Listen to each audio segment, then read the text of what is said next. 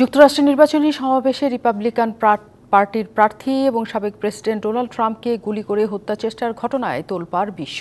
জনসমক্ষে এভাবে ট্রাম্পের উপর হামলার ঘটনায় হতবাক বিশ্ব নেতারা। রাশিয়া বলছে হামলার পরিবেশ তৈরি করেছে বাইডেন প্রশাসন, আর যুক্তরাষ্ট্রবাসীকে ঐক্যবদ্ধ হওয়ার ডাক দিয়েছেন অল্পের জন্য প্রাণে বেঁচে যাওয়া ডোনাল্ড ট্রাম্প। নির্বাচন সামনে রেখে পেনসিলভেনিয়ার বাটলার শহরে প্রচার সভায় যোগ দেন রিপাবলিকান পার্টির প্রেসিডেন্ট প্রার্থী ডোনাল্ড ট্রাম্প। স্থানীয় সময় শনিবার সন্ধ্যা বক্তব্য দেওয়ার সময় আততায়ীর গুলি সাবেক প্রেসিডেন্টের কান ফুটো করে চলে যায়। এ ঘটনাকে ট্রাম্পকে হত্যা চেষ্টা হিসেবে বর্ণনা করেছে FBI। ট্রাম্পের উপর এ হামলার নিন্দা জানিয়েছেন বিশ্বনেতারা। নগদের কাছে সব গ্রাহকই প্রিয়, তাই তো সারা দেশে ক্যাশ আউট চার্জ সবচেয়ে কম। ব্রিটিশ প্রধানমন্ত্রী কিয়ার স্টারমার বলেন, এ ঘটনা তার মধ্যে আতঙ্কের জন্ম দিয়েছে।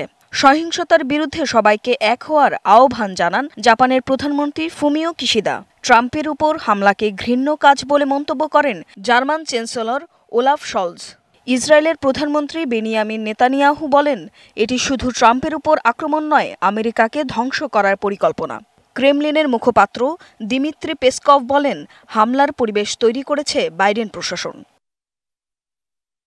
সাবেক মার্কিন president Barack Obama, George W Bush, Bill Clinton ও জিমি কার্টার সবাই দ্রুতই সহিংসতার নিন্দা জানান। তবে ট্রাম্প ঘনিষ্ঠরা এই হামলার জন্য প্রেসিডেন্ট জো বাইডেনকে দোষারোপ করছেন।